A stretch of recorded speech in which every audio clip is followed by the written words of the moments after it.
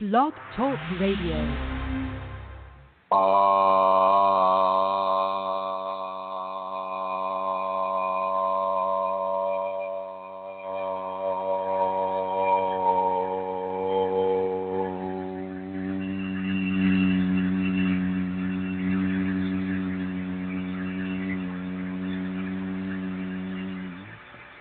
Hello, everyone. This is Chrism, and I'd like to welcome you to this episode about your Kundalini awakening experiences. And as usual, I'm just going to jump right into it. And as we come into the Kundalini, and as the Kundalini comes into us and begins to open us to the new worlds that are around us and living, expressing next to us and in many cases through us simultaneously, there is a blending of the physical world with the many, many non-physical worlds, and even with physical worlds that are beyond our reach, beyond our tactile sensibilities, beyond our understandings. This is typically construed within the ancient teachings as the other world, so to speak. And so as we have the physical world, which contains our five senses and even some of our psychic senses, with the Kundalini, we are completely merged in the other world, and I'm going to put in parentheses, worlds. And this split, this merging between these two zones of appreciation, of understanding, of tactility in a way. This creates when you have two circles and you merge the parameters of each circle with each other, you form an oval or kind of like an eye-shaped area where the two worlds basically merge with each other. And this is where the Kundalini person stands. This is called a Vesika Pisces. And inside of this Vesika Pisces, you are not only just of this world, the physical world, but you're also of all the other worlds that the spiritual realm contains. And this, and I've discussed this in other programs, this is where some of the difficulties of living life in this world can come into. But before I go any further, I do want to echo what Manisha is saying. And what Manisha is saying right now is many thanks to everyone who came to Berlin. The Berlin seminar was an amazing success, and I just want to say thank you to everyone here. And I know Vincent was there, and Manisha was there, and Santara was there, and many, many people were there. And I just want to say a thank you, and I want to get this very clearly that the Berlin seminar was a wonderful success, and I just want to say thank you to everyone, and my appreciation to the Shakti for making that occur, and for Manisha for organizing it and making that occur, and for all the assistance she got from Santara. And then, we had these amazing people there like Vincent, who has called into the show a few times. The Berlin seminar was a ravishing success, and I just want to say thank you to everyone involved. That being said, even at that seminar, I drew a picture on the ink board of a Vesika Pisces where the two worlds were merging. And so within that understanding, it's very important for people to realize that it's not the easiest thing to walk in both worlds at the same time. This covers all areas of social interaction on this world and in the other world as well. The other world will, all of a sudden, you'll have access to a dual reality. And so, when I read these people that are saying, "Oh, we are one, and we're just oneness, and all of us are one," and they have no idea. They have no idea what they're talking about. They may be having a mystical experience, and that mystical experience may be giving them a feeling of oneness, but the reality is plural and singular at the same time. It's not one or the other. It's plural and singular at the same time. And this is something that I think would everybody would do well to remember, especially for Kundalini people. Kundalini people are inside of a plural singularity and a singular plurality at the same time. There is, trying to find the right words here. People have their own views, and I respect them for having their own views. But within a Kundalini context, it is singular and plural and singular at the same time. And so, with that being said, as you walk within that Vesika Pisces, as you walk within the skill sets that come to you via the awakened Kundalini, and as you walk inside of the phenomena that comes with a merged reality. So, for instance, you can see dead people, or you can see spiritual entities. You can see, some of the higher angelics. You can see some of the lower demonics. You can see everything in between those extreme points as well. It's very, very important for you to just find your sense of calmness, find your sense of serenity, and know what is occurring with you. It's a very natural thing. We are not singular dimensional creatures. We are multi-dimensional creatures. And the Kundalini allows us, in many cases, our first taste into multi-dimensional living. It's very important for people to understand that. Multi-dimensional living includes the spiritual realm intermixing with the physical realm. And, it's like putting our head through the veil. The veil doesn't go away completely because, if the veil went away completely, we'd have a very hard time staying in the physical. And so with the veil somewhat altered in its effect upon how we perceive our world, we are allowed to slowly and gently learn what it is to come into contact with spiritual entities that can also perceive and see us and in many ways communicate with us. And as I've said in many other shows, many other programs here, we do not want to begin a communication with discarnate entities. Not saying that they're all evil, but for the most part, for those that would want to come in contact with a Kundalini awakened person, there's a level of substantial corruption that is typically pushed towards the individual. Not all the time, and I'm not speaking in absolutes, but it happens often enough. It happens often enough that Kundalini people are driven into the psych ward because they're seeing and hearing and interacting with things that nobody else in our society, in the single dimensional society, i.e. the physical society, is seeing or hearing, and so therefore they are diagnosed as schizophrenic or bipolar or a mixture of the two, and they're given drugs to try to push those phenomena away because our society does not understand that.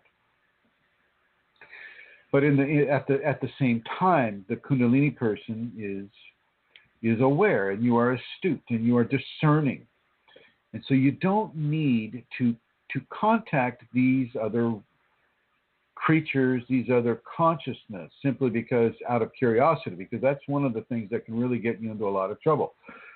Many of these denizens of the multi-dimensional framework, they are there to test you, and the Kundalini will let them test you. Let them test your fear, let them test your confidence, and let them test your discerning competency within the merged reality. And so it's very important for people to begin to walk in that world and have that world walk within them without having to have a limited understanding, communication type of, it's hard to describe some of these things, without feeling the need to communicate with spiritual consciousness the same way that you would communicate with physical consciousness. The rules are different within the spiritual model. The rules are different, not the same way as when you communicate with a person here in the physical, like I'm communicating with you right now, or when Centaur is communicating with you, or Brooke, or Elizabeth, or anybody. Okay, it's very important for people to understand that the rules have changed once the Kundalini has activated or awakened within them. And because of that change of rules, and because we are not schooled by our society in the appropriate levels of communication with the merged reality, people get into trouble and they get put into psych wards, or they commit suicide, or they, some of the really, really negative things happen. Not always, not speaking in absolutes here, because some people, this may not be the first time they've had the Kundalini, and so they come back into this life with a pre-activated or pre-awakened Kundalini, and so they're able to manage this in a much cleaner way, a much stronger way. For instance, myself, as I was born into this world with pre-activated, pre-awakened Kundalini, well, I've been seeing, spiritual entities my whole life, and I know what they're about. And so have other people. Okay, but for those of us that are just entering into the Kundalini for the very first time and coming into this level of expression in a way that is not supported by their current society, it can be a very, very, very slippery slope for some of us. And so what I do like to put out there is to not initiate communication contracts with discarnate entities, because many of those entities are just going to try to be a predator upon that person, an energetic predator or a consciousness predator, or in some way wanting to control a physical being without having to go through the birth process themselves. And so this can create a very, very unfortunate situation for many different people. And so this is one of the main reasons that I put that out there. And right at this moment, I want to introduce a woman who has greatly helped many people in the Kundalini Awakening Systems groups, and she has been the one that put this radio show in the air. And I want to say hello and welcome to Santara. Hello, Santara. How are you? I'm good. Hello, Chrism. Hello, everybody there listening and in the studios, and when they come into the archives. It's good to be here, Chrism. Can I actually go straight in now and let people know where they can go to make a donation? I didn't do that last week, and I don't want to forget. Okay. Well, please do. Okay. Well, first of all, I just want to tell people that there's a donate button on the Yahoo group, and that doesn't work. So if you go to the Yahoo group, please know that that's not where you make a donation. Come over to this new address. It's www.chrism-kundalini.blogspot.com. chrism-kundalini.blogspot.com, and there's a donate button, and you can make a donation. And, again, we will say every week that there's no pressure on people to make a donation at all. You look after yourself, but if you're in a position where you can, then all donations are very gratefully received. And do know as well, please, that there is no donation that is too small. Every single donation contributes to helping Chrism, to helping this work to continue with Kundalini. And when we make donation to support the work that Chrism does, we are also giving a service for other people, because other people are being supported in their process through the assistance we're giving through our donations. So if you can donate, please, I would invite you to do so. Go to www.chrism-kundalini.blogspot.com. Thank you very much, Chrism. And it's strange not to be talking about a seminar at the moment, isn't it? Well, it was a beautiful seminar, and I want to say thank you, Satar, for being there, and for Manisha and everybody that came. It was a wonderful, wonderful experience, and I'm very grateful to everybody that showed up. It was. It was. And thanks to Manisha, it was fantastic and a wonderful venue. And it's really good to know we're going to be doing it again next year. I think Manisha is organising that already. It was great to meet Vincent in person, to meet Jessa in person, to meet people that I've only met on Facebook. And Chrism, thank you so much for coming. It was a privilege to be there, and it was a beautiful experience. So thanks to everyone. It was literally, I was not planning on going. I'll be straight up with people here.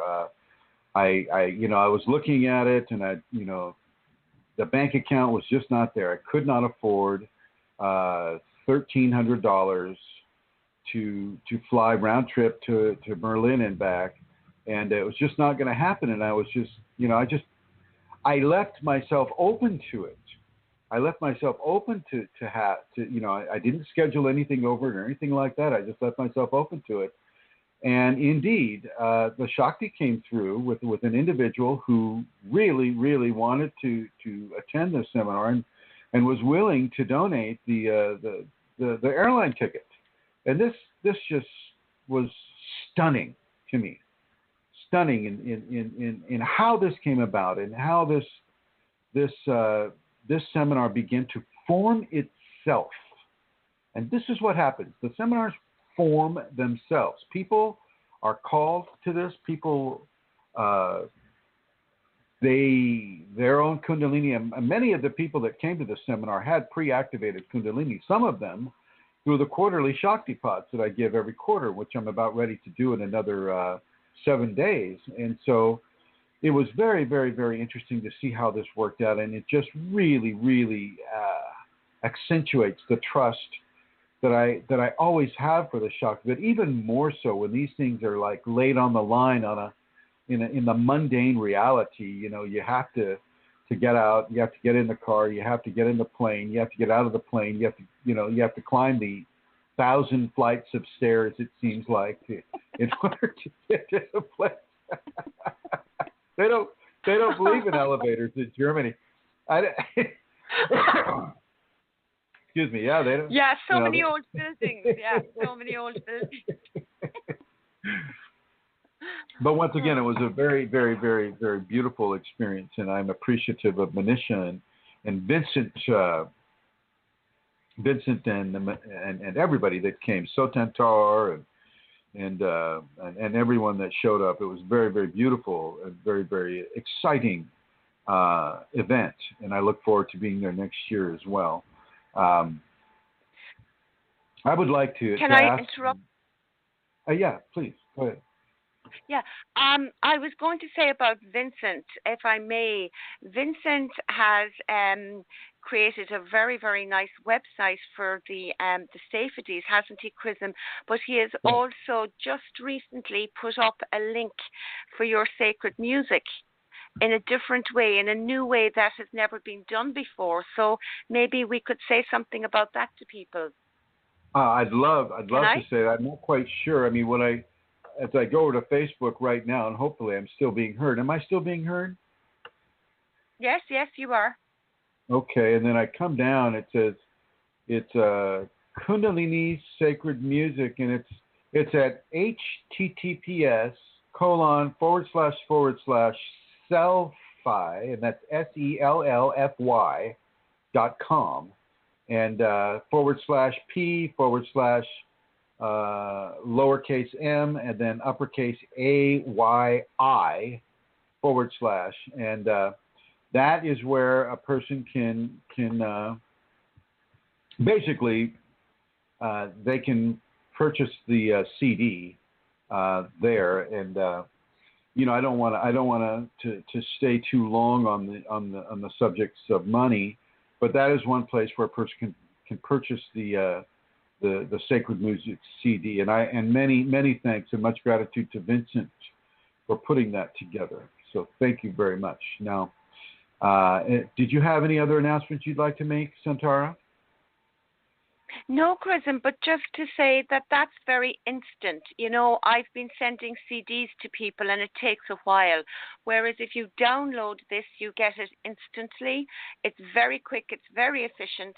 and it's just a wonderful new way, new technology, and it's also a way of donation. So people can also, it's the only thing really that's also a donation that goes to support Kundalini Awakening Systems. So I would invite people to please go to the Facebook group, and you'll see Chrism's face, Sacred Music, and just click on that and get the sacred music, because to be honest with you, it is a wonderful thing to have in your home. It's a wonderful thing to be able to play for meditation, for all kinds of, it's just wonderful. So I just would like to encourage everybody to do it. Because of Vincent and this ability to spread this around, I am going to be making new CDs and uploading that onto that site as well. Yeah. But I don't want to sound like those radio stations that are constantly, asking for donations. No offense. Well, we're not, Chrism. In fairness, we're not. We rarely mention the CD. But I would like to ask people in the chat room, Manisha, Mary Jean, Vincent, Yassine, Lana Seeker, are you hearing this? Or are we talking to the air, as sometimes occurs with Blog Talk Radio? So if you could type into your happy little machines whether or not you're hearing this, it would be much appreciated. And Mary Jean is typing. She is so fast. Thank you, Mary Jean, and thank you anybody else that would feel like typing Mary Jean, Manisha, and they're saying, yes, the sound is good. Oh, my gosh. Boy, that's really nice.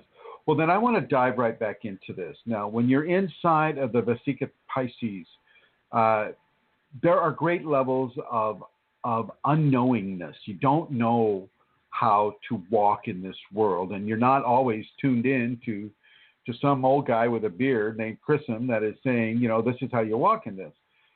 You don't know what to do, and you don't know how to do anything really, and it can be a very, very frightening experience. And this comes down to a level of trust. Many, many people have trusted the Kunalini. Instead of going into fear, they just kind of go like, whoa, well, this is new. How, look at all these creatures. Look at this. Look at these beautiful lights. Look at this. Listen to this amazing music, and how all of this is coming into my perception right now. And this should not be happening, and yet it is happening. And this should not be allowed by the laws of physics, and yet this is happening. I know that I'm not crazy. I know that this is occurring, and yet nobody in my family, nobody in my friends, nobody at work, nobody else can experience what is happening to me right now.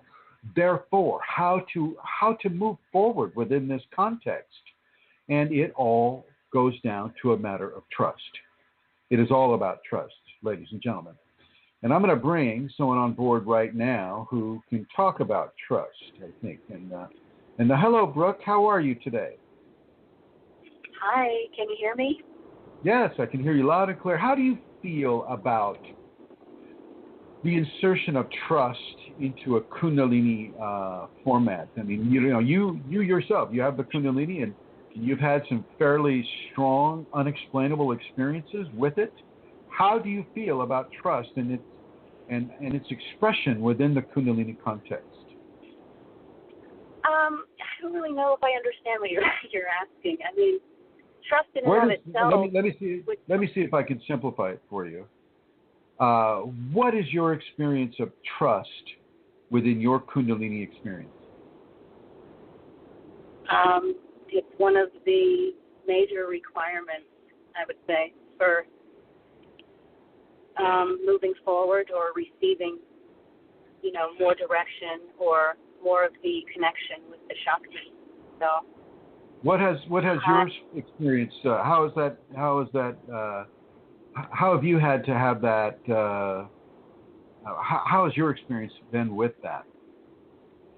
From the time you left PA from the time you were in Pennsylvania, and the levels of, say, the fragmentation. If we discussed on this program before that you experienced the levels of fragmentation, what happened to you to bring you out into California and out, into the teachings of a Kundalini Awakened teacher?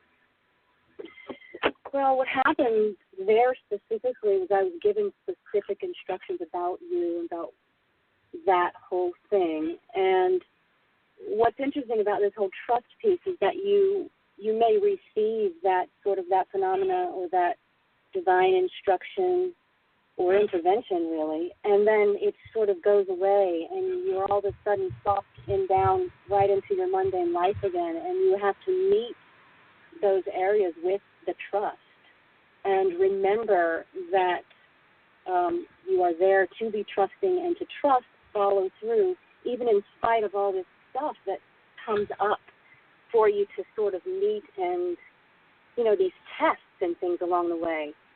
So tell the people about some of these tests that come along the way that encourage a person to trust.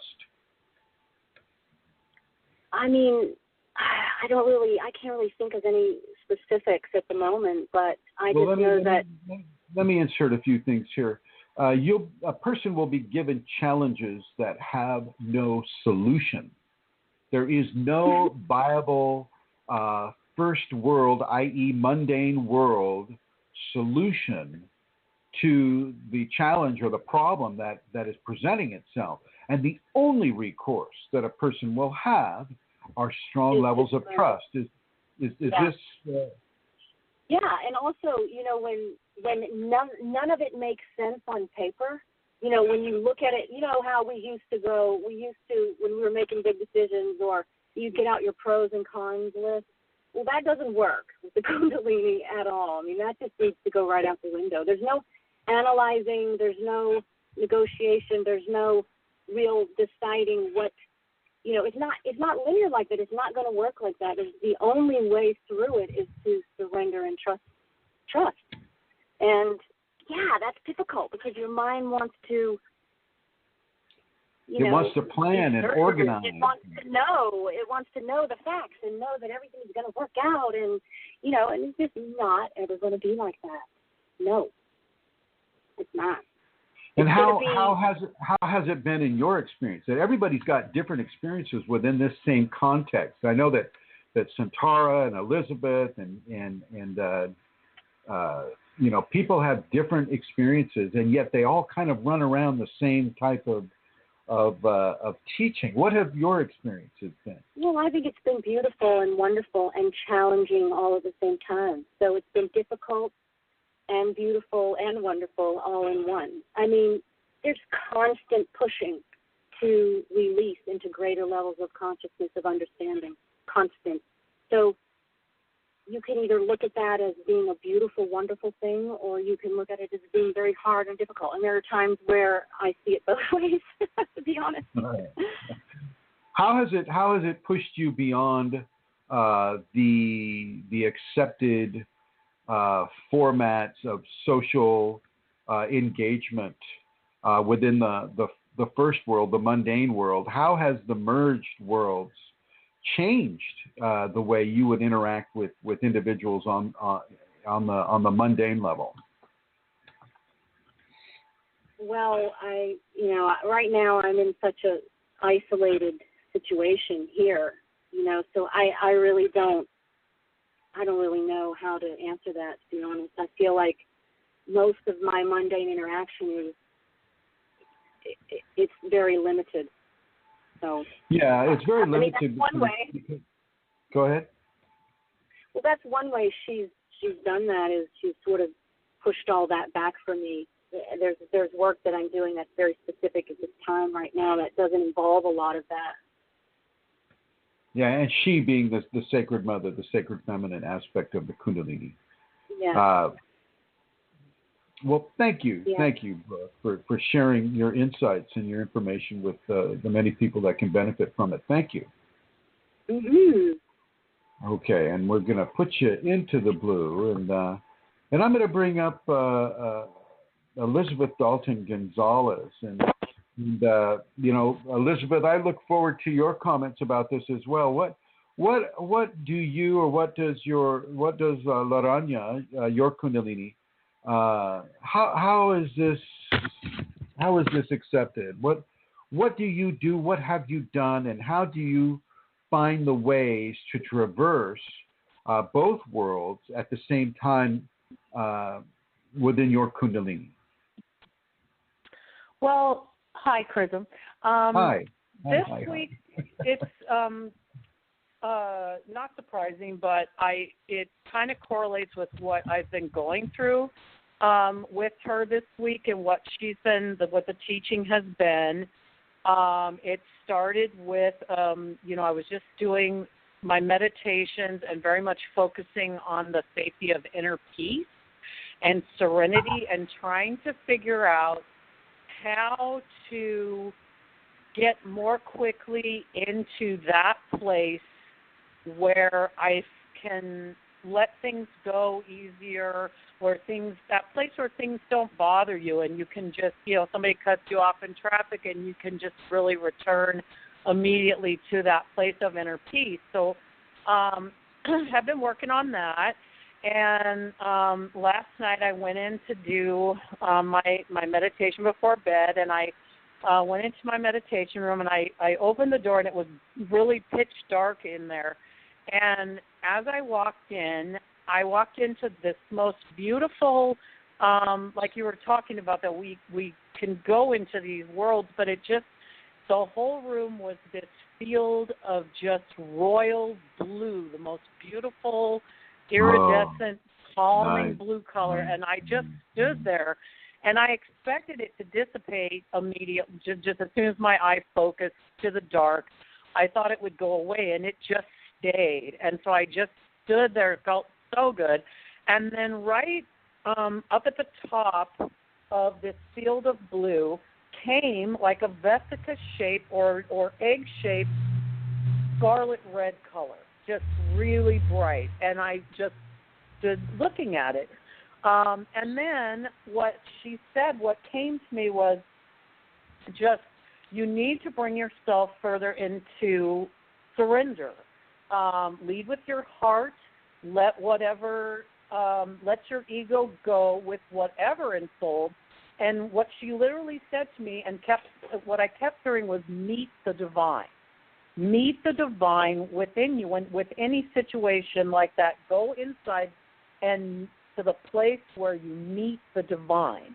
Let the divine guide you through love, mercy, and grace. And I thought, I'm thinking easier said than done. But then today, someone, in fact, did cut me off in traffic. And then right immediately after, almost rear-ended me. I could see in my rearview mirror coming right up on me. And I felt, I just kind of tried to go to that place because I instantly was going to react.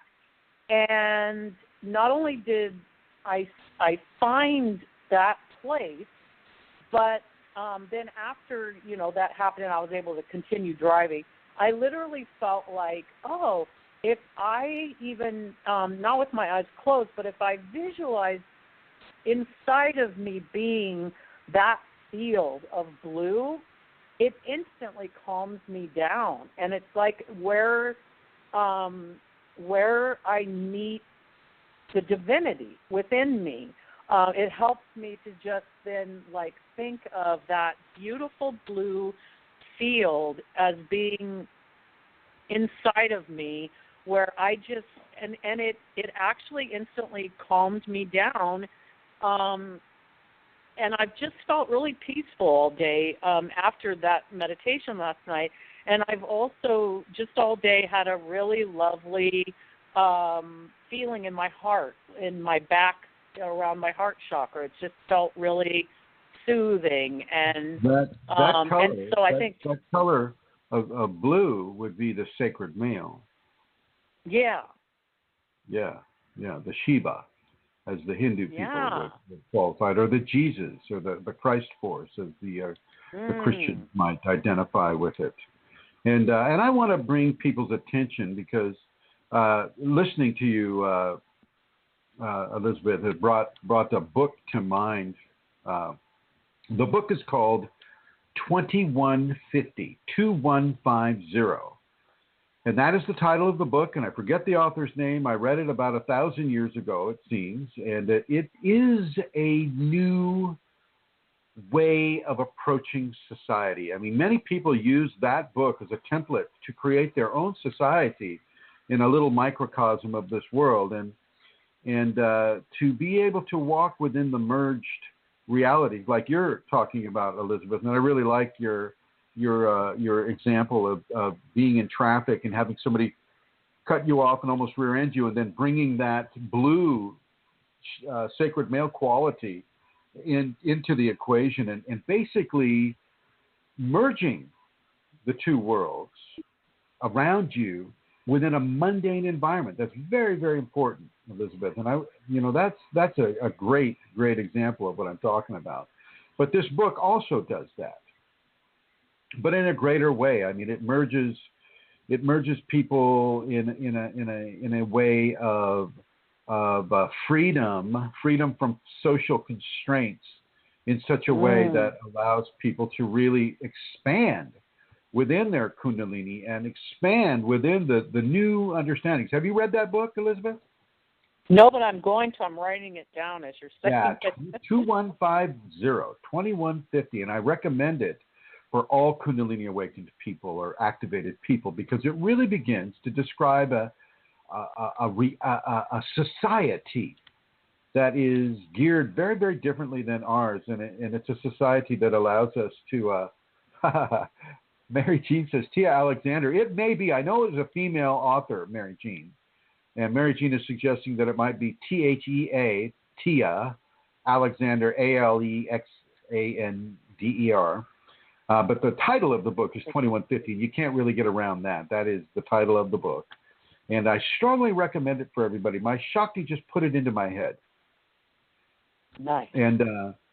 And it takes out all the sexual problems that we have in our society about, what is appropriate around that. And it really frees up that whole area, which believe it or not, is a huge level of blockage within the Western societies.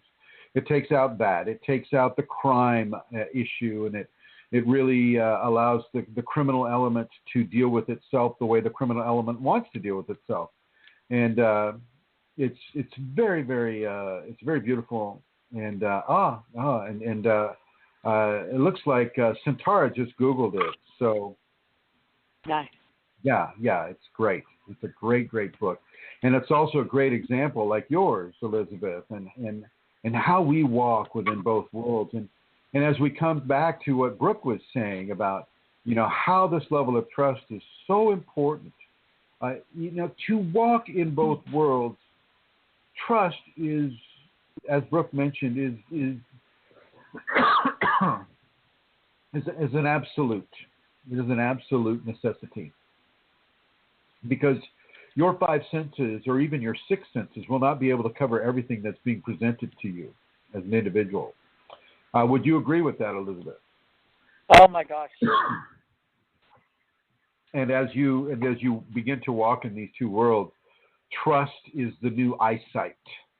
Trust is the new tactility or touch. Trust is the new hearing. Trust is in and of itself a sensory level of input that your Kundalini will give to you. And so I just, that is a very, very important quality. But while I have you on the microphone here, Elizabeth, I would like you to relate anything that your Kundalini, and as many of us know, your Kundalini has come to you in the form of a spider consciousness. Not a common thing, but I'd like to hear her take on this, or anything else that she would like to insert into this conversation. I think another thing I'm getting is just, it might not, when you're fully trusting, taking note, being as aware as you can and meeting that divine place, things might occur to you later, your ego later on, that while you're trusting and doing, and things, your ego doesn't always automatically get it, So you definitely need to trust, and then allow for some of that understanding on many different levels to come at different times, and just to be aware of that later on that day, all of a sudden you might get some information or some understanding about something that occurred earlier that you just didn't understand, or later that week, something that was so uncomfortable for you, your ego, you don't understand, why is that happening? Why is it happening? Well, maybe an entire time doesn't work the same way as, I guess, what she's saying, that you might later, like a week later, all of a sudden realize.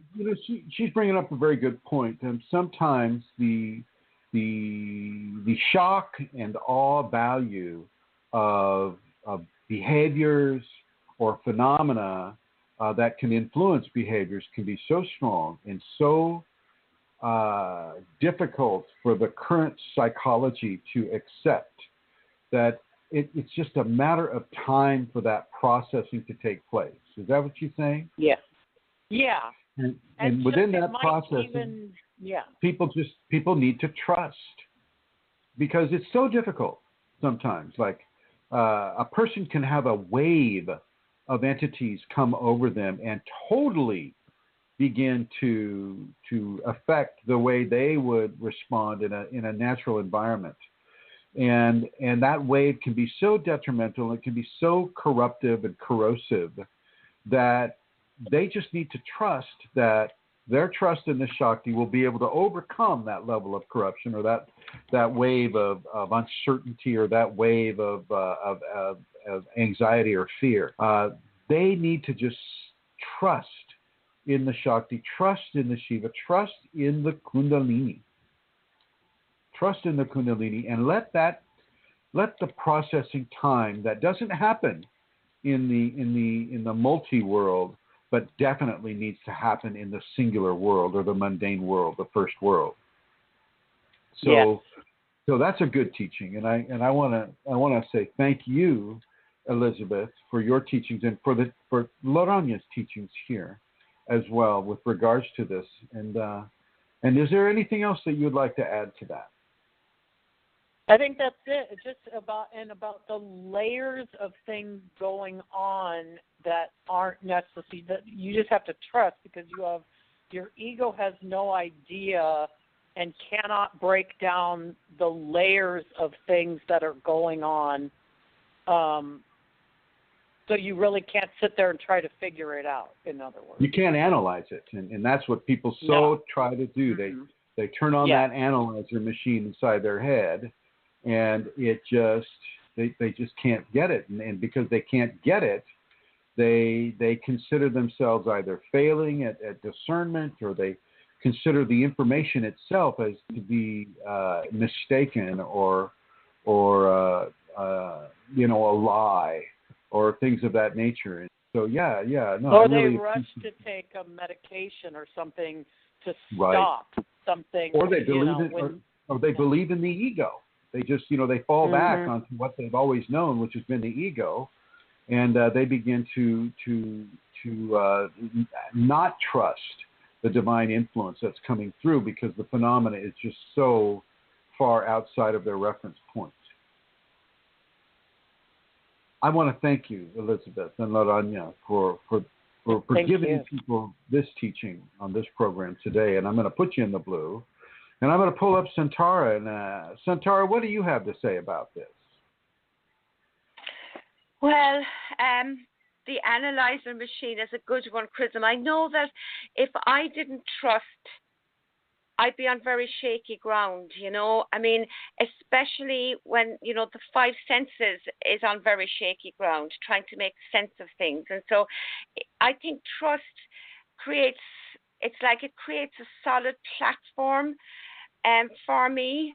When I'm in that place of just not understanding, or in a place where I'm experiencing things that I just don't really understand, or it's beyond, as you said earlier, the law of physics, well, then trust enables me to be solid within the context of that.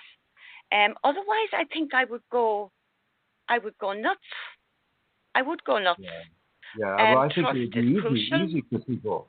It's very easy for people to feel like they're going crazy within the Kundalini for sure. Yeah. So it's essentially, it does create a solid platform for me, Chrism, as I go through my process, trust. Well, now I have to ask you, off subject here. Are you hearing my chair?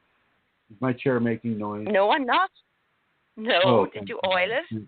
No, I didn't, but it's not making noise, so thank you. All right, I'm going to put No, it's not. No. into the. Thank you, Santara, for your input with this. Okay. So there you have it, folks. I mean, you've heard from a few different people now with regards to this, and I do want to promote that book, 2150, by, I guess, Tia Alexander, and read it within a Kundalini context, i.e., put yourself into the Kundalini world that you're in already, if you're activated or awakened, and read that book and the different levels of society that come forward, the different levels of understanding about love, about sex, about crime, about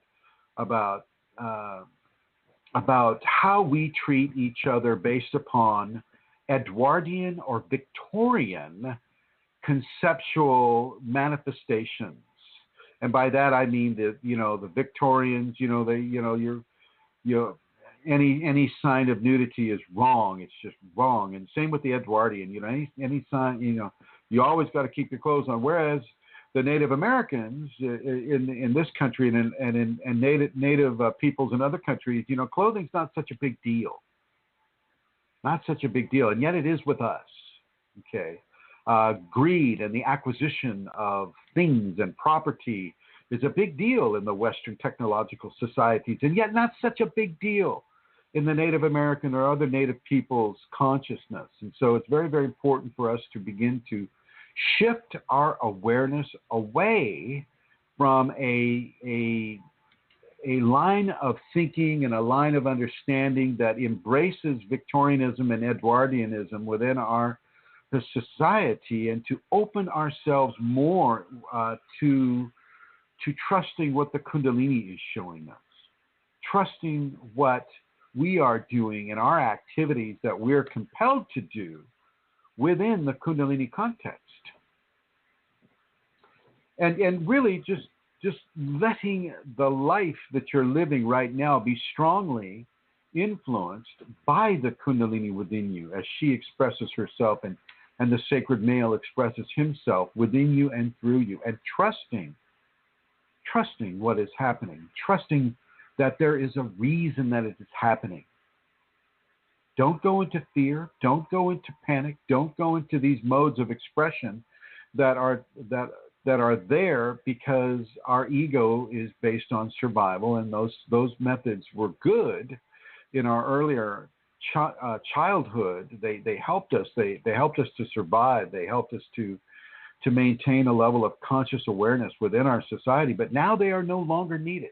These are skill sets that do not serve the Kundalini awakened person any longer, because the Shakti will look at your levels of surrender, levels of survival, and she will begin to improve on your levels of survivability. She will give you the information that you need in order to make the best decision possible. This is what I have been given to say to you this day in this program, that as you walk in the multidimensional world, and as this multidimensional world is forced upon you, you must trust the Kundalini. And I'm going to bring Vincent into this conversation right here, even though he's not on the phone. Vincent, has, as we know from the last few shows, has had a very, very significant level of entity interference in his life. And this entity interference has literally, for a while, sculpted his ability to live in the Western technological societies, and yet he's had to make adjustments with it. He's had to tie his wrists to his belt so that the entities that are trying to dominate his world aren't allowed to hurt him or to physically abuse him the way they would.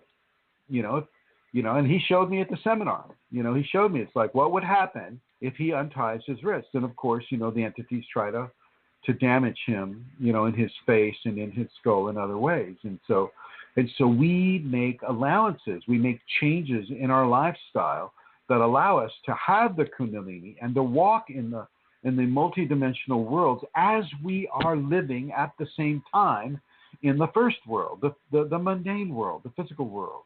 And this is a great example. Vincent is a wonderful example of how you can do this and do this in a positive format. Now, I have to say that the Vincent that came out of the seminar is very different from the Vincent that came in. And this is a level of positivity. This is a level of Shakti influence, helping him, healing him, and working with him as he goes through the various, levels of Kundalini awakening and activation that he is going through right now. And I can say the same thing about many of the other people there. But even if you can't make it to a seminar, you don't live. I don't know anybody that's doing this work that I'm doing, and it bothers the heck out of me. But at least you can hear this on this radio program. Those of you that have made themselves available to this program, you can understand that this sacred information is coming to you right now. You can live in the multi-world and you can live in the singular world at the same time. You can become two that are one and the one that is two as a singular equation. A singular equation of these sacred ancients and how they were able to understand and manifest their lives within the singular and dual merged worlds. Okay, all right. Now, read that book 2150. Read that book 2150 and apply it to your Kundalini awakening situation. And I'm going to go ahead and bring Santara on. And hi, Santara. Hi, Chrism. Do we have any questions for this program today? Yes, we do. We haven't as many as normal, but I have a few. The first one that was sent to my inbox is, does sleep disorder related to karma? So I suppose in English, is sleep disorder related to karma? Well, karma can represent any kind of an equation within or without the Kundalini. So yeah, you can have sleep disorder as a karmic constituent, but it's not a guarantee. Just because you're meeting karma doesn't mean you have to have a sleep disorder. I think the person is confusing a Kundalini-induced sleep disorder with a karmic disorder, and sometimes the Kundalini will just rob you of your normal sleep period, and that is just as the way it is. And if you're drinking caffeine to try to restore your energetic balance, or if you're doing some sort of a stimulant in order to ensure your level of awake consciousness in this world, well, you're missing the point. Most of the time, when Kundalini takes away your levels of sleep, it's also replacing levels of energy within your body that will allow you to work your normal routine without, say 8 hours of sleep. Maybe you only need 6 now. And if you only need 6 typically, then maybe you only need 4 now. And, typically people, through their ego, will resist these types of sleep, these types of sleep cycle expressions. The Kundalini will give you sleep cycle adjustments that will not conform to your ego expectations. And typically people will see that as wrong. And I think this person here is misinterpreting a karmic valuation with a Kundalini manifestation upon their sleep cycle. Over. Thank you, Chrism. Can you ask Chrism, why does he give the Shaktipat at those particular times of the year? Does it really matter what is happening with the sun and the seasons? Oh yes, oh yes, oh yes. It's a very, very sacred element. And frankly, I didn't choose that. That got chosen for me by my Kundalini. There's an extreme level of sacred mathematics that occurs with the solstice and the equinox and the application of scatter fields and the initiation of a 7-day Shaktipat sequence.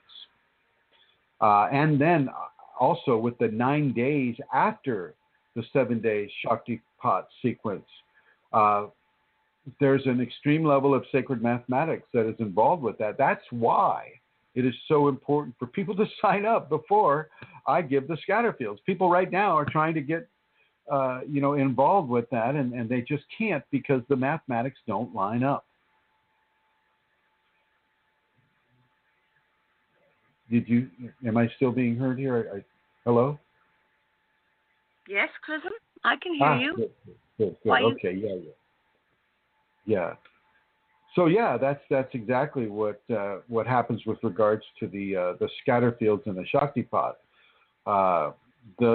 The position of the sun and the moon, the rotation of the earth, the seasons of the earth have a very, very significant impact on the Kundalini that is given to those who are composed of the earth, if you understand what I'm saying. So that's why it does it. Now, what I've noticed is, and I was commenting on this with people that I've met over this past week, the scatter fields are of me. They are of Chrism. They are one of about 17 to 21 trillion possible Chrisms that are being given. And so when I assign the scatter field, it sometimes has more phenomena associated with it than the actual Shaktipat, because the Shaktipat itself is governed by the individual's practice of the safeties. And so if an individual is practicing the safeties twice a day, as I like them to do, well, then that level of Shaktipat will come to them. But the application of the scatter field is strictly through the exalted consciousness of every cell in the awakened person's body. So in the Kunalini, so let's just say I know that Elizabeth and Brooke and Joey, Joey's called in. So Elizabeth, Brooke, and Joey and yourself, Santara, are in the Shaktipat. And you might ask Dobby 100 to reset his or her system on the chat room. They're not able to hear anything. But as the scatter field was given to Brooke and to Joey, to Elizabeth, and to Santara, and other people on the chat room as well, that is a cellular consciousness that represents a potential Chrism. And so that is also an awakened Chrism person. Okay? Each cell has the ability genetically to form an entire human being. The chromosomal function and the telomeric function of the genetics within the cell have the ability to form an entire human being. And you're going to hear a phone ringing, and I apologize for that. And so using that person that is represented by that cell, the Shakti in me scatters that cell over to the individual, to a Brooke or a Joey or Elizabeth or Santara, and places it 5 feet above the left shoulder as a kind of like to me, I see it as a very luminous silver sun that is over that person's left shoulder about 5 feet. And then I watch a luminous filament of that sun come down and attach itself to the to one of 3 vertebrae within the person's tailbone. And as it wraps around that vertebra, that person is now within the visual range and the governing range of the Shakti Kundalini within that scattered cellular consciousness. And this has a lot to do with the sun and the moon and the earth and the seasons between the seasons. There are 8 seasons, really. It's not just summer, winter, fall, and spring. It's also the seasons within the seasons. So it's the merged seasons of between summer and fall, which is where we are right now in the Northern Hemisphere. But it also has to do with the sacred mathematics that govern a day as well. You have the daytime and you have the nighttime, but you also have the 4 quadrants of the daytime and the nighttime. So you have the daytime, you have the dawn, you have the dusk, and you have the nighttime. And so all of these factors are placed into a mathematical formula that the sacred Kundalini administers to those who are receiving the Shaktipat and the scatter field. Over. Thank you, Chrism. The second part of the question was to ask you about the scatter field, so you've already answered that.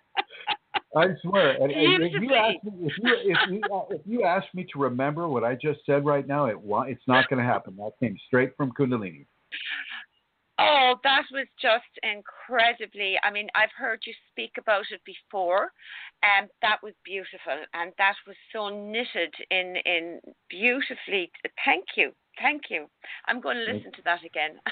Thank you for the okay, Shakti. so the next, the Shakti. Thank you, Kundalini.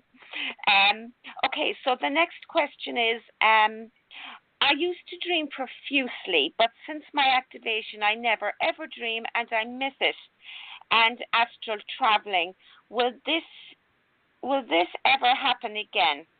Yes. When you have the activation, sometimes your consciousness is grounded in a way that it is not used to being grounded. You're still going astral, you're still going out there, but you're being trained, you're being adjusted, you're being transformed in ways that the conscious human mind cannot conceive, cannot hold, cannot understand. And in order to keep people out of fear-based mechanisms that would be triggered by an inability to understand, an inability to process or analyze, the Kundalini just basically wipes it out of your ego-oriented memory bank.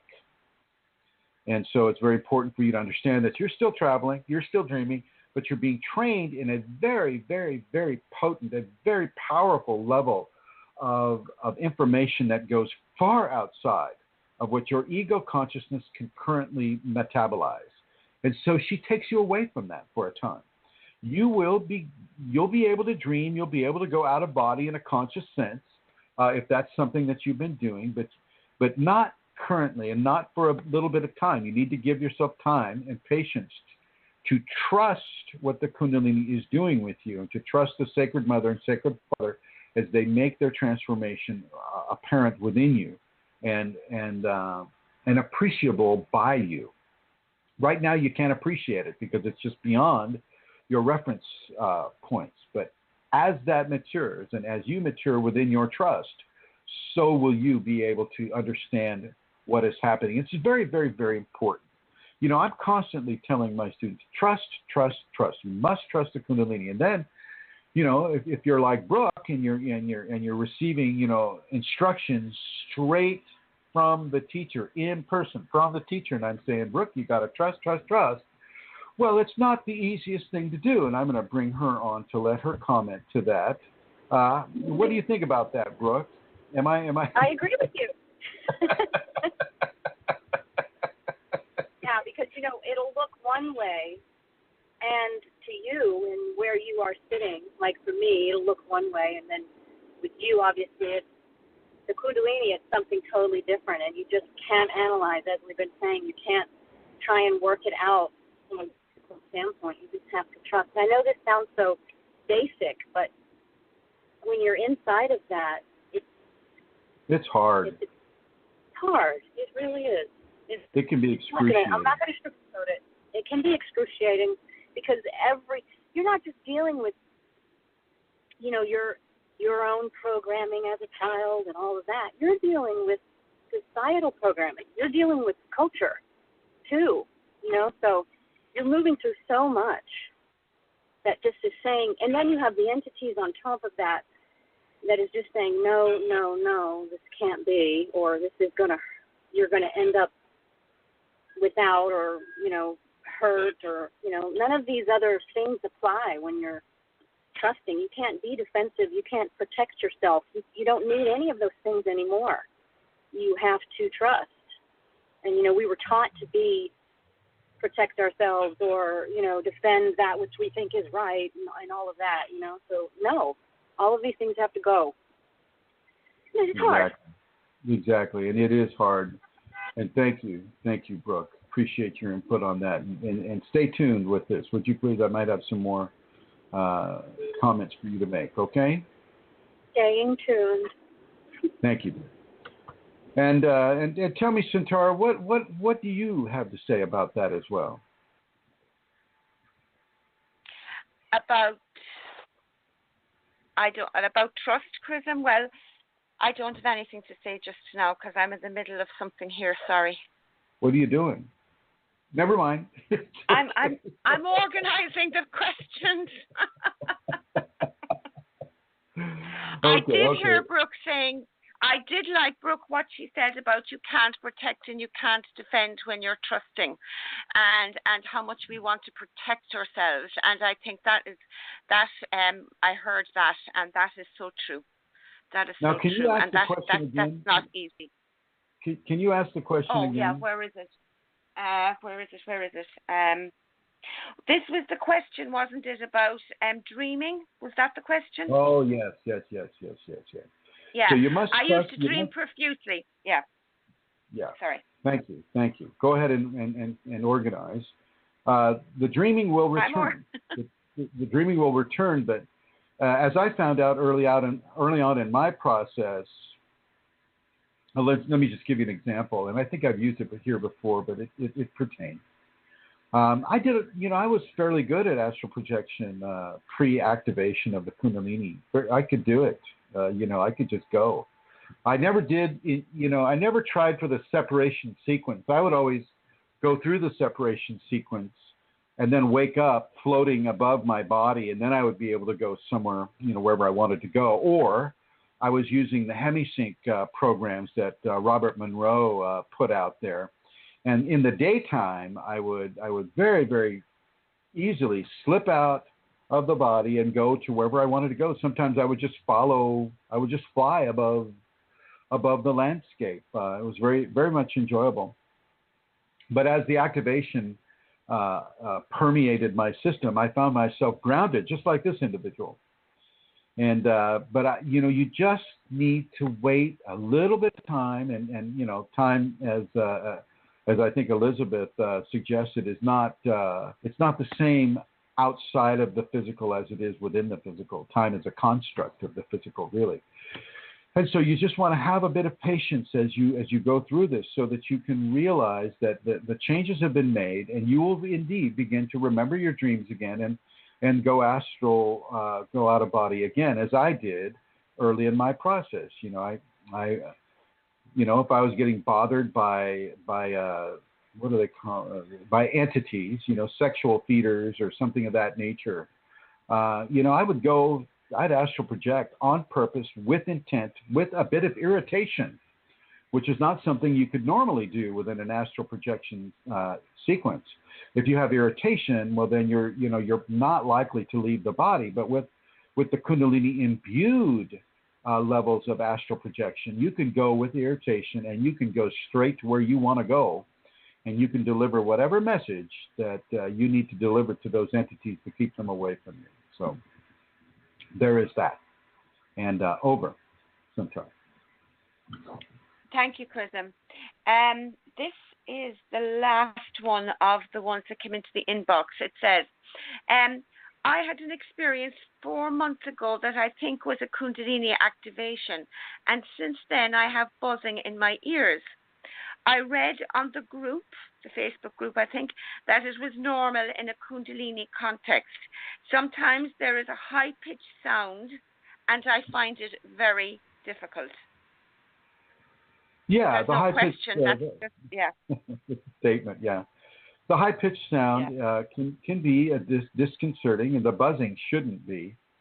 But if you just trust what is occurring to you, trust that what you're hearing is you're hearing the na'ad, or the buzzing sound would be that could also be representative of the Kundalini as the buzzing of bees, but also the chirping of crickets and the different manifestations of sound within the Kundalini context. And I'm going to go over to Elizabeth right now. And Elizabeth, have you also had this experience with the buzzing and the high pitched sound frequencies? Yes, I have, Chrism. All of the above. But I was going to tell you about.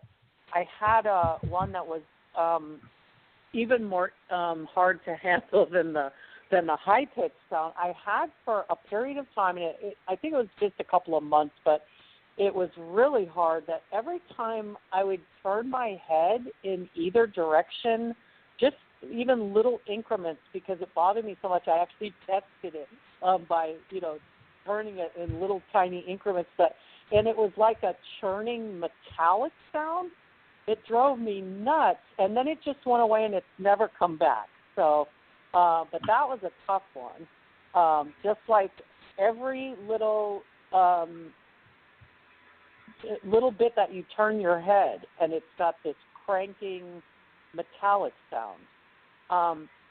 But I think my favorite is the temple or church bells when they're all ringing at once. That's the one I love the most.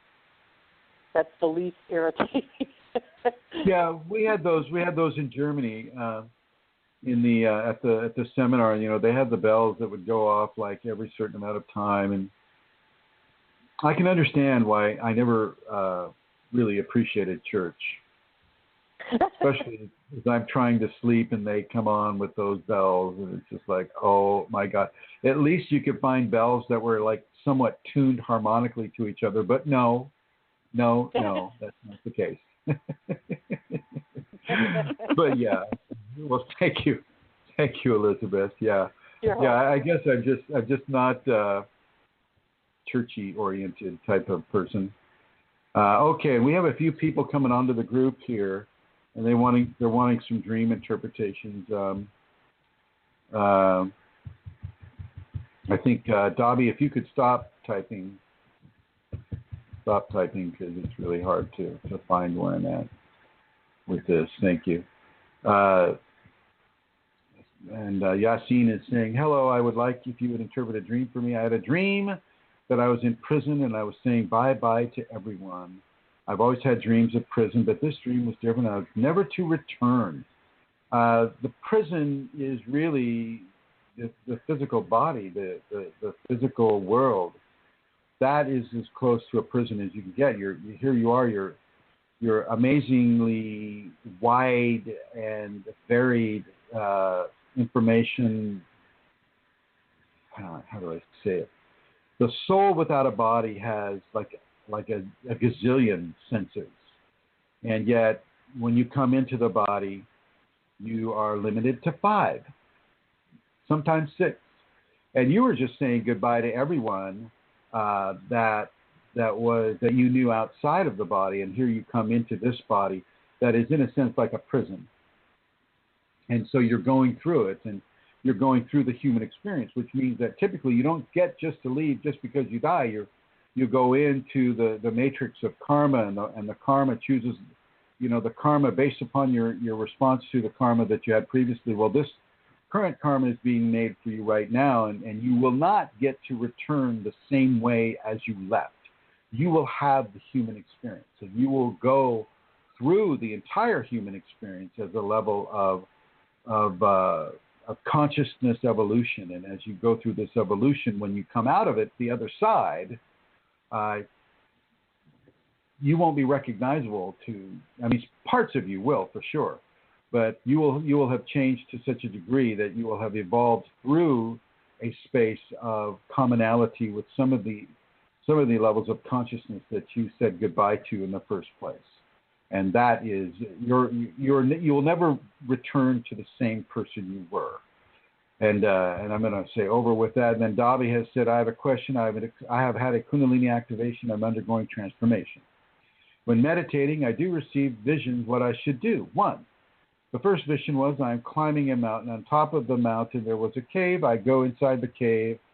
And the first, go inside the cave, and there is a pool of blood, and a beautiful woman is taking a birth, and she asks me to join her. I freak out and wake up from the vision. The blood being the Shakti, and the birth process being you. I mean, she's basically giving birth to you at the top of the mountain. Being at the top of the mountain, you're climbing the mountain, and it's basically the mountain is the refinement process that a person goes through in order to get to the Kundalini. And as she gives birth to you, because you've reached that top of the mountain, well, boom, there you are. Now, it's only and this is a good example of what I was talking about earlier with inside of the Vesica Pisces, your ego mind or your ego consciousness is not going to understand the symbolism that the Kundalini gives to you. And it will freak out and it will wake up. And this is a very, very good example of that. And let's see, in a different vision, she takes a dip inside a pool of blood. She asks me to have sex with her in the pool. And once again, that is fine. That is sacred sex. That is not a problem, and nothing for you to be concerned with. Okay. And let's see, I freak out and I guess you cannot get out of the vision. And that's okay too, because you're not going to be out of the vision. If you're inside of an activation and you're being transformed, you don't get to leave. Your ego personality is going to want to leave, but you don't get to leave. Kundalini is not something you just get to turn off. It's there for the rest of your life, and typically there in a very, very positive way. You just have to stop trying to interpret Kundalini communication and symbolism through the eyes of the programmed societally and culturally programmed ego. Okay? And please, the next question, Centaur, if you would. Chrism, you missed one actually as well. This same guy, Dobby, says the second one, he walked into a room and the same woman gave him a contract with a feather pen to sign. He can't read the contract. He freaks out again and wakes up. The contract. Yeah. Yeah. And he can't read it, so, of course he can't. Yeah, so I would just skip that one. That one, don't be signing any contract. Kundalini does not require a contract. Kundalini does not require a contract unless it's a contract of surrender. Now, I have given people contracts of surrendering contracts. Like I've given one to you, right, Santara? Yep, you have some time ago, yeah. Yeah, it's not a long time ago. And basically it's a tool of surrender is all it is. This one could be seen to be that way, but right now as I look into that, and there's another one. I find myself doing an Indian ceremony with the same woman. Yeah. Now, if this woman... It's the same woman all the time, isn't it? In the so I'd have to say, if it were me, I mean, Dobby's freaking out quite a bit. I would start looking at it differently and maybe ask your Kundalini right now, Dobby, as you're sitting there listening to this program. Ask your Kundalini right now if the woman in the vision is the Shakti Kundalini, and see what comes to you. Or you can maybe let us know later on as you do that what your answer is. And go ahead with your next question, Samtara. Okay, this question is from the group Chrism, and it's the only one that I've gathered actually. So it says, I just want to ask if sex is an obstacle in self-realization. I am a regular meditator, and all I can say so far is that this world seems like an illusion to me, and I feel as if everyone is nothing but energy balls. I am not able to come sexual urge at times, though the frequency of sex has declined. But still my goal is to activate my Kundalini and want the serpent to go all the way up my chakras and to know the divine truth. So is sex an obstacle in it? Please help me. No. Sex is not an obstacle to enlightenment. It can actually be a very, very, very strong proponent of enlightenment. If you can have a sexual experience with a person who is similarly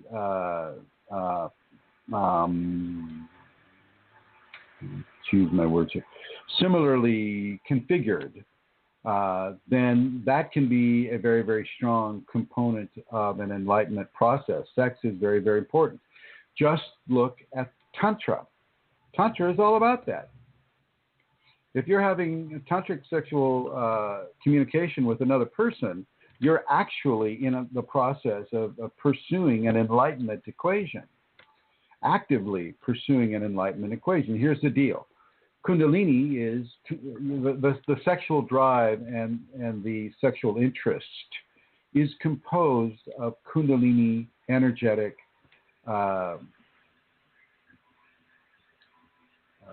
expression. And as a person engages a sexual activity with with a mantra or with an understanding that this sexual act is beyond the love of a mundane sense, but is in fact merging into a love of the divine sense. Well, this in and of itself becomes a great opportunity for both people within that equation to engage in levels of enlightenment that would not have occurred if they were just meditating or they were, doing any other kind of a mundane form of spiritual practice designed to actuate Kundalini awakening. Tantra is very, very effective in this way. However, the human consciousness has infected Tantra like a disease. Human consciousness based upon cultural ideation or based upon cultural mannerisms or based upon cultural taboos. Well, that limits the frequency that Tantra can engage in, and that brings upon levels of guilt, levels of secrecy, levels of denial that the sexual activity within a tantric context can really operate well within, and so people tend to lose the ability to engage tantrically towards an enlightenment equation, that it was originally designed to encompass. And so sex is great for an enlightenment exploration, but you need to do it within very, very, very, I don't like to say the word strict, but I'm going to go ahead and say the word strict understandings of Kundalini, the merging of the sacred male and the sacred male, and mirroring that merging of sacred male, sacred female within the tantric activity. And so you don't want to have any guilt about what you're doing. You want to erase the guilt from your sexual activity. You want to erase the secrecy from your sexual activity. You want to erase levels of blockage that cultural ideation has inserted into the tantric equation. And from there, the person can have a very, very strong level of enlightenment come into them. Now, it's not a guarantee. Just because you're practicing Tantra and say you're practicing Tantra correctly, it is not a guarantee that the Kundalini will come to you based upon that practice. But it is another avenue. It is another doorway, just like meditation, just like Shaktipat, just like visions, just like astral projection, just like any of the other many pathways up the refinement mountain to the activation or awakening of the Kundalini. Sexual practices geared upon the lines of love and respect and openness and understanding and reverence towards the divine can indeed be an activation into the enlightenment equation. Over.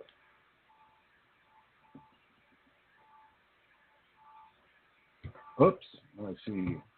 There you go. Hello?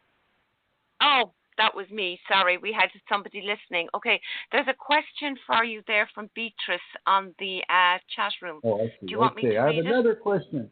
When we go into the sleep at night, is it possible that our soul is working on a different realm of existence that would help us in our Kundalini process? Yes, I think that's just another way of saying what I said earlier. So yes, maybe a better way, Beatrice.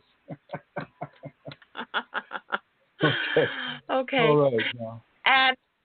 So no more questions, Chrism. No more. They're done now. Okay. All right. Very good. And I'll go ahead and put that here, and I'm going to ask. Let's see. And Brooke, how did that last question feel to you? You know what? I'm sorry. I got pulled away from the phone, so I have no idea. Okay. I'm so sorry. No, it's okay. It's all right. It's all right. No worries. No worries. Oh, wait a minute. worries. Was this about the Tantra? Yeah. Yeah. Hello? Oh, I can't. Say again. Please repeat. Was it about the Tantra? Yes. Yeah, I don't remember what the question. I don't remember the exact question. No. That's okay. Now I will go up to Elizabeth. Elizabeth, how do you and Lorania feel about that question? That last question. I also got pulled away from I'm so sorry. I heard the tail end of it with the Tantra. Just as well, I guess. Yeah, sorry. No worries. Putting you in the blue. Gosh. Okay, yeah. So yeah, definitely. Tantra is another pathway, and if you read that book 2150, they in that society, that fictional society, they've gotten rid of a lot of the guilt. They've gotten rid of the ownership. They've gotten rid of the many different psychological barriers that our society in the technological West has placed in front of an enlightenment equation. And and it goes right back to Victorianism. It goes right back to the Edwardian psychological processes that set in motion very, very specific levels of blockage and shame within the societies about sexual freedom or sexual responsibility, or the use of the sexual equation towards an enlightenment equation coming into the individual. It's very important to understand that we have been given many, many, many, many different avenues up the Kundalini enlightenment mountain. We've been given it. You can do it. You don't have to use sex, because a lot of people are so uncomfortable with sex here in the West that well, I'll just do meditation instead. Fine. Meditation is an avenue, and so that's a good thing. Another avenue would be Shaktipat. Well, do the Shaktipat. Okay, that's fine. Maybe do meditation and the Shaktipat. Maybe do meditation, Tantra, and the Shaktipat. You'll know that I've been teaching Tantra for years. It's just lately I pulled back because, I get such a bad rep from people that, that don't agree with tantric methodologies that I use, that I'm not following ancient texts of like the Rig Veda or some of the Hindu-based ancients like Sanatana, things of that nature. I pull straight from the Kundalini within me, straight from the Kundalini, and she teaches the people the tantric methodologies. And so lately, even though I have that Facebook group and I have a Yahoo group too that are based upon tantric and tantric methodologies, I sacrifice some of those teachings in lieu of attracting a larger audience. In other words, to give service and assistance to a larger audience of people that would not normally have an interest or a level of comfort within an awakening experience that involves sacred sexual technologies. And so, on the one hand, I do apologize for that, because I know that I am not, how do I say it? I am not allowing levels of information that could be useful to people that don't have sexual hang-ups to come to the fore, and I'm choosing to limit many of my teachings to those that do have sexual hang-ups. It sounds terrible, and maybe in a way it is, but I just have to. I feel compelled to give service to the many people that come this way, and perhaps as the books get published and I'm able to really feel a level of freedom within this technological West to give all levels of information, and in a way I've already done that. I don't know. I guess if you Google, my name right now, all kinds of crap gets pulled up, and that scares a lot of people away, and that scares legitimate Kundalini people away as well. And yet, other people don't get, sidetracked that way. So I'm kind of in a push me, pull you state right now, pushing me there and pulling me away, or pulling me there and pushing me away. And so we'll just see how my Shakti decides to let that manifest. And I guess there are no more questions for this program.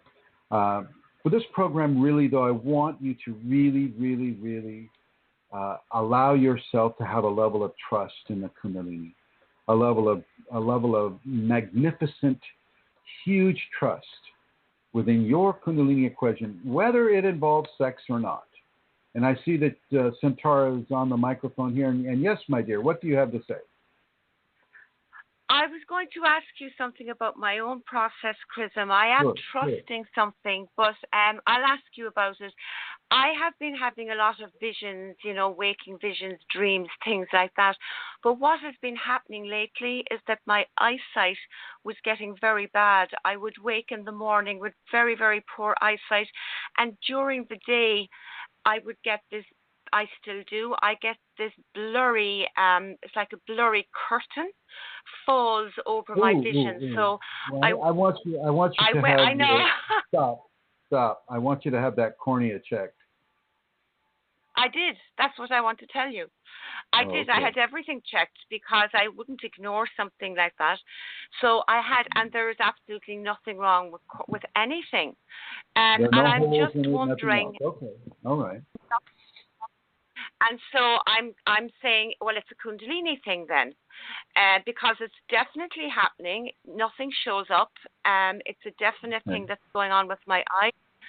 Okay. Well, may I respond to that? Yeah, please. Okay. Please. Yeah.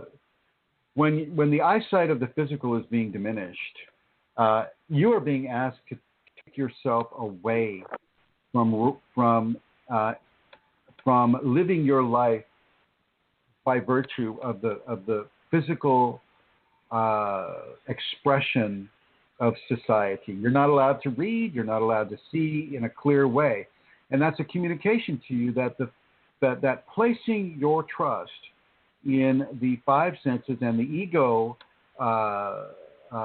fixation upon the five senses is a mistake within your Kundalini understanding. She is giving you, or you are being given a message to see beyond sight, to feel beyond tactility, to know beyond mentality.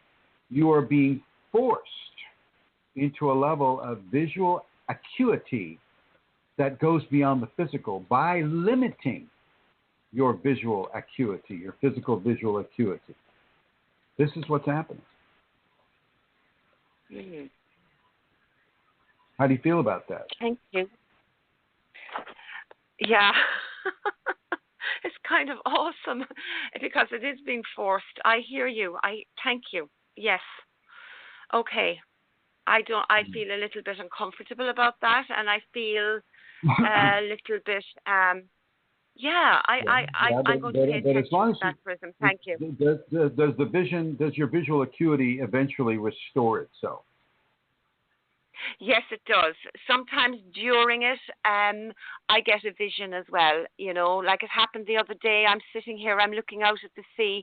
The blurry thing comes down. I'm calling it the blurry curtain. And then I get this vision of a tornado coming in on top. And then there's other things happen. I am that landfall for the tornado, and I get some understandings about emotional stuff. And then this maybe 15 minutes. 15. Yeah. Okay. So and then it lifts, but that does. You just need to trust more. It doesn't happen every time, Chrism. I do trust. I am trusting. That's the thing.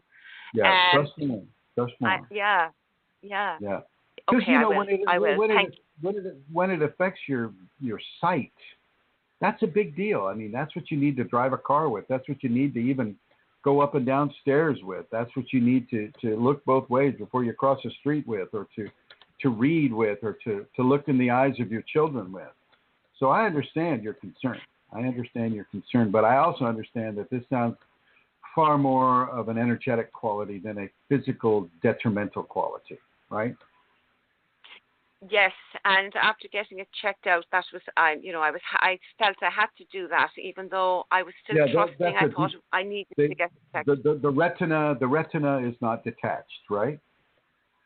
Yeah, absolutely not. And they did all kinds of things to check. Yeah, everything is fine, and it has never happened while I've been driving or anything like that, Chrism. So it has never occurred in a situation that was dangerous.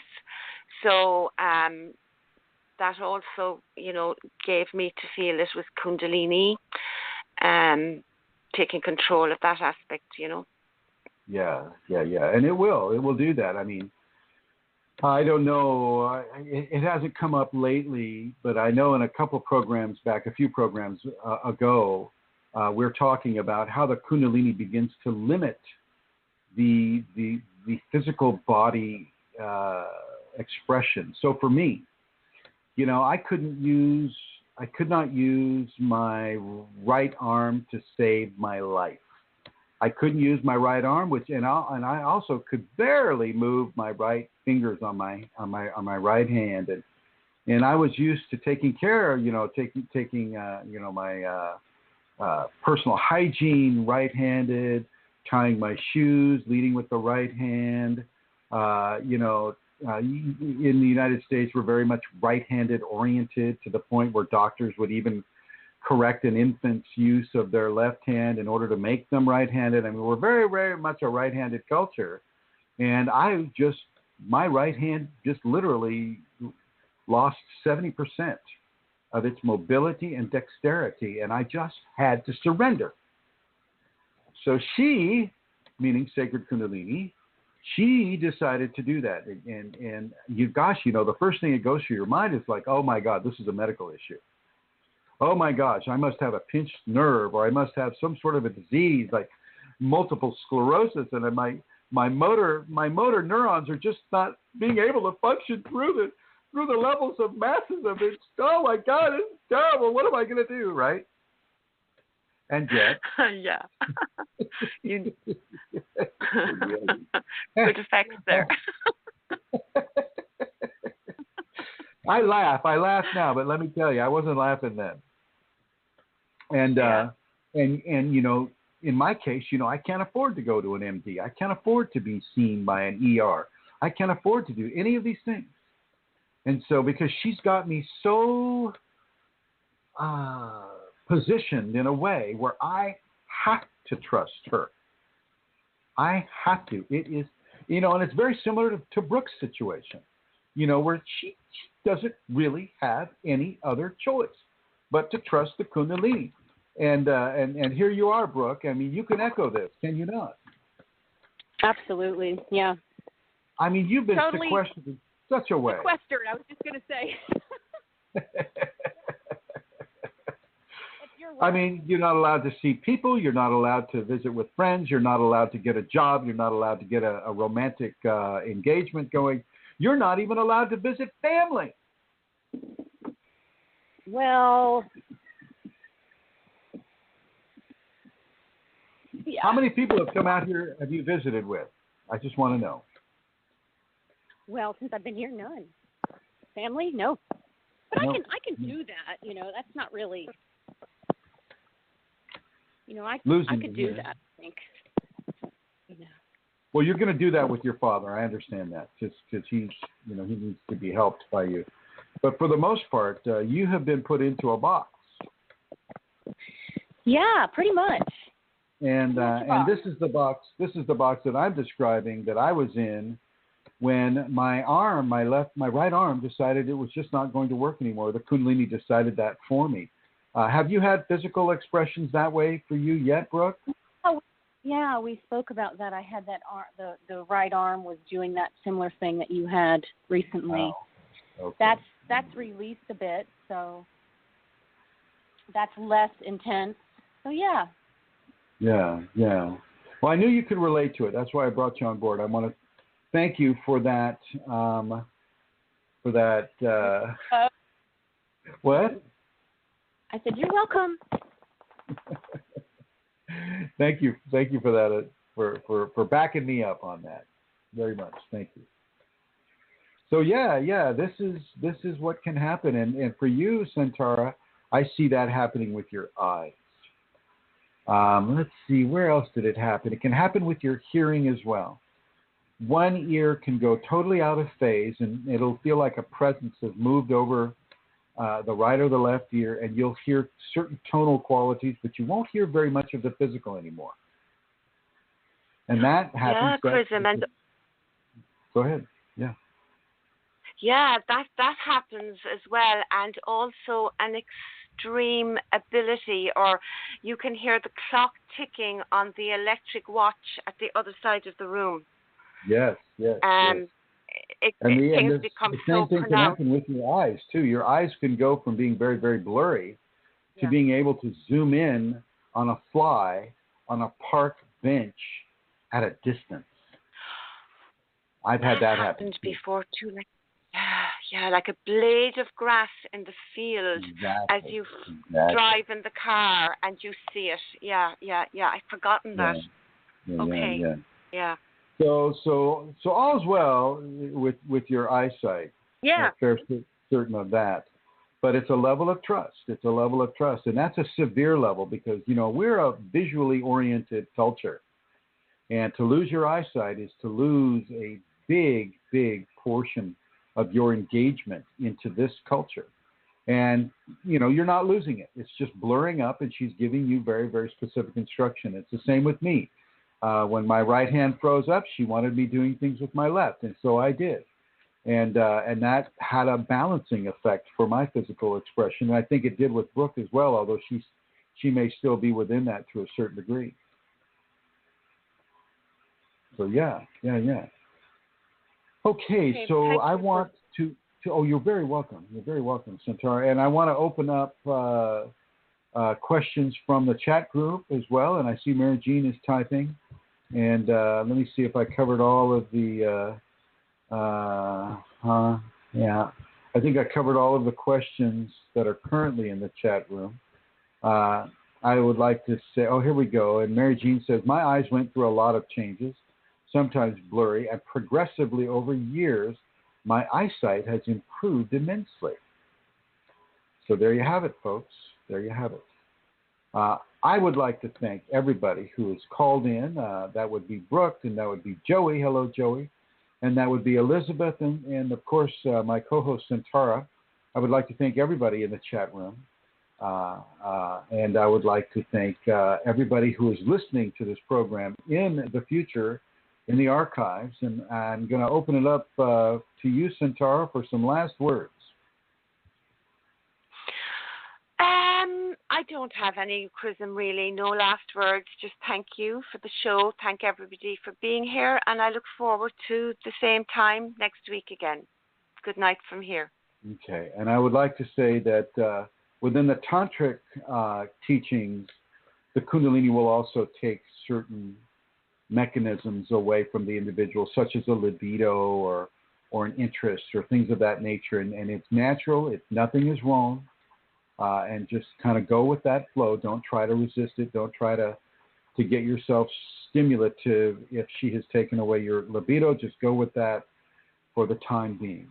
And I'm going to go ahead and end the show the way I've started it. And I'd like to once again thank Brooke and Joey, Elizabeth Dalton Gonzalez, Laranya, and Centaura, and everybody in the chat room. Thank you very much for joining us for this episode. And I look forward to seeing you and hearing you next week.